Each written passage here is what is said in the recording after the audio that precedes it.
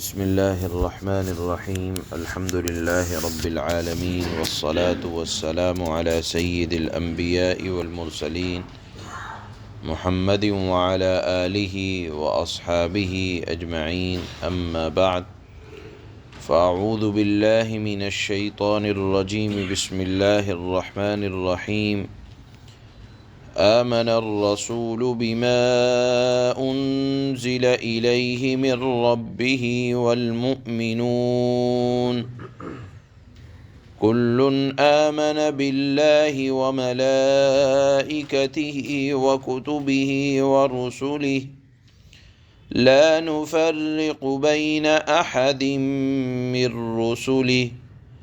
وقالوا سمعنا وأطعنا غفرانك ربنا وإليك المصير۔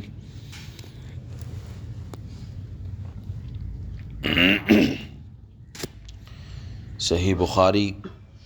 کی حدیث ہے کہ رسول اللہ صلی اللہ علیہ وسلم نے ارشاد فرمایا کہ جس آدمی نے رات کو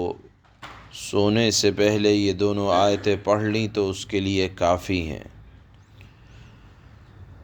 اور ایک اور حدیث میں آتا ہے کہ رسول اللہ صلی اللہ علیہ وسلم نے ارشاد فرمایا کہ اللہ تعالیٰ نے سورہ بقرہ کو ان دو آیتوں پر ختم فرمایا جو مجھے اس خزانہ خاص سے عطا ہوئی ہیں جو عرش کے نیچے ہے، اس لیے تم خاص طور پر ان آیتوں کو سیکھو اور اپنی عورتوں اور بچوں کو سکھاؤ۔ حضرت عمر فاروق رضی اللہ تعالی عنہ فرمایا کرتے تھے کہ ہمارا یہ خیال ہے کہ کوئی آدمی جس کے اندر ذرا بھی عقل ہو وہ سورہ بقرہ کی ان آیتوں کو پڑھے بغیر سوئے گا نہیں۔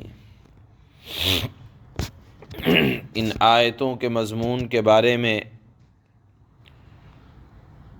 شان نزول یہ ہے کہ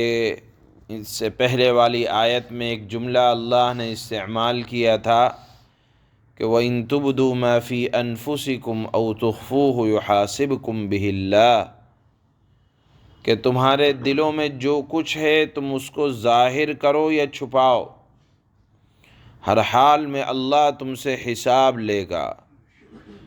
تو صحابہ اکرام کے دلوں میں یہ خیال آیا اور وہ گھبرا اٹھے، کیونکہ وہ قرآن کو نازل ہوتا دیکھتے تھے اور ایک ایک آیت پر اسی طرح عمل کرنے کی کوشش کرتے تھے جو اس کا ظاہر ہوتا تھا۔ بے اختیار ان کے دل میں یہ خیال آیا کہ ہم رسول اللہ صلی اللہ علیہ وسلم کی خدمت میں آپ جائیں گے اور سوال کریں گے کہ یا رسول اللہ، جن چیزوں کا اختیار ہمارے ہاتھ میں ہیں ان کا حساب ہوگا، یہ تو بات درست ہے، لیکن جن چیزوں میں ہمارا اختیار نہیں ہے، مثال کے طور پر دل کے وسوسوں اور غیر اختیاری خیالات جو بسا اوقات انسان ہونے کی وجہ سے ہمارے دل میں آتے ہیں، ان سے بچنا تو بہت مشکل ہے۔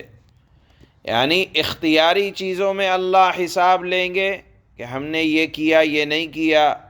یہ تو بات سمجھ میں آتی ہے،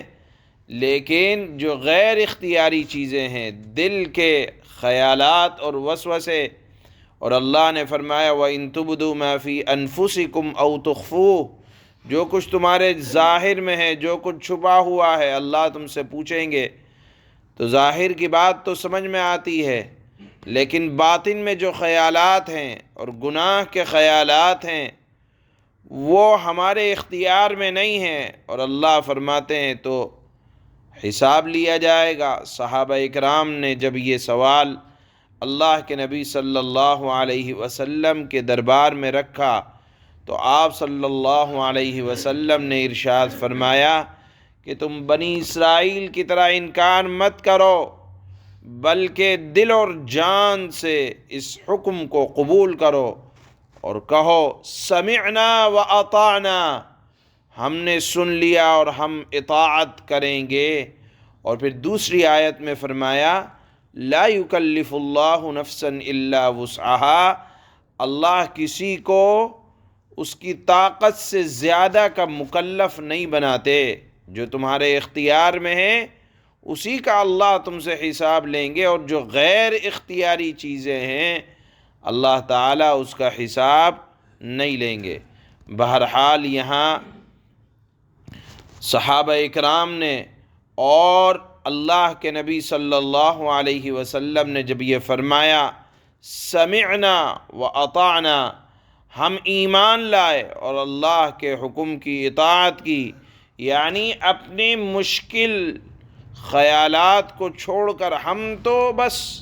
سمعنا و اطعنا، اللہ کی ہر بات کو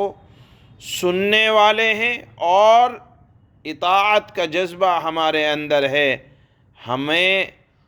اللہ کے حکموں کے آگے ہم نہیں جانے والے، اطاعت بڑی چیز ہے۔ جب یہ صحابہ نے فرمائی تو اللہ تعالیٰ نے یہاں آیت میں تعریف فرمائی ہے کہ آمن الرسول بما انزل، اللہ نے سب سے پہلے رسول اللہ صلی اللہ علیہ وسلم کی تعریف فرمائی اور فرمایا کہ یہ رسول اللہ کی ذات پر ایمان لانے والے ہیں،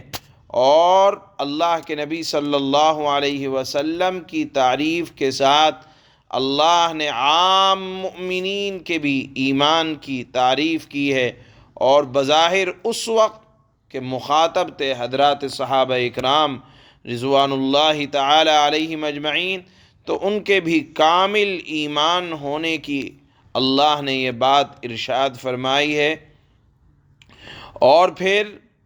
ان کے بارے میں جامع تعلیم دی ہے کہ وہ تمام کے تمام، یعنی اللہ کے نبی اور حضرات صحابہ اکرام اور تمام مؤمنین یہ ایمان لانے والے ہیں اللہ کی ذات پر، آمن باللہ، اللہ کی ذات پر، اللہ کے فرشتوں پر، اللہ کی کتابوں پر اور اللہ کے رسولوں پر یہ ایمان لانے والے ہیں۔ معلوم یہ ہوا کہ تمام چیزوں پر ایمان لانا ضروری ہے، اور اس کے بعد یہ کہتے ہیں لا نفرق بین احد من رسلی، کہ ہم بعض رسولوں میں تفریق نہیں کرتے ہیں، جس طرح یہودیوں نے حضرت عیسیٰ علیہ السلام کا انکار کیا،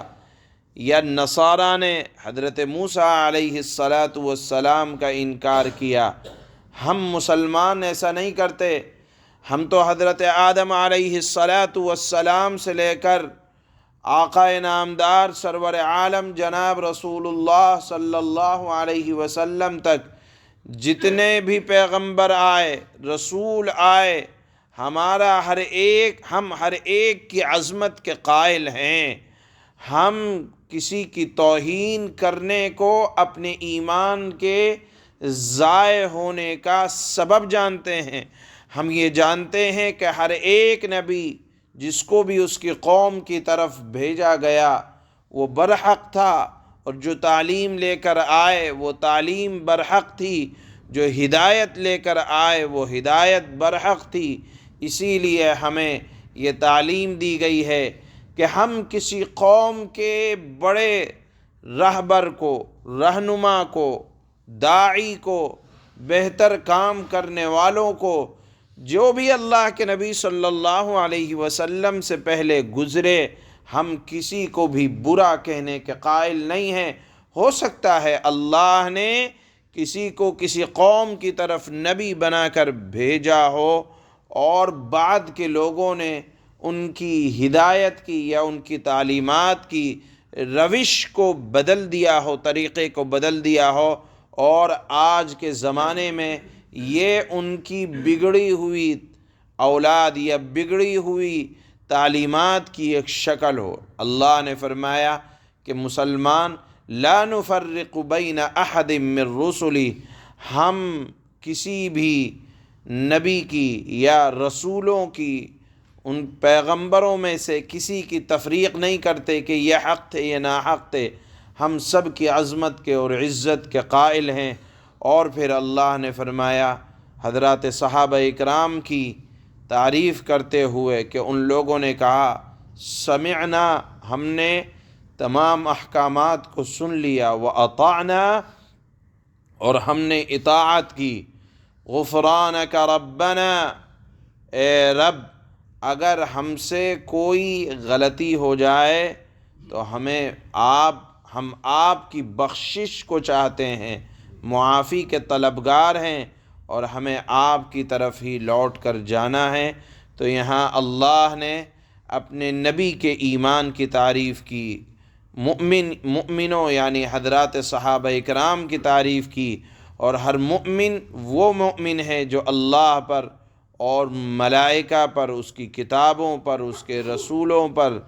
ایمان لائے۔ جامع دین کی، ایمان کی کا تعارف بھی یہاں اللہ نے کرایا ہے۔ چنانچہ اللہ فرماتے ہیں آمن الرسول بما انزل الیہ من ربہ والمؤمنون،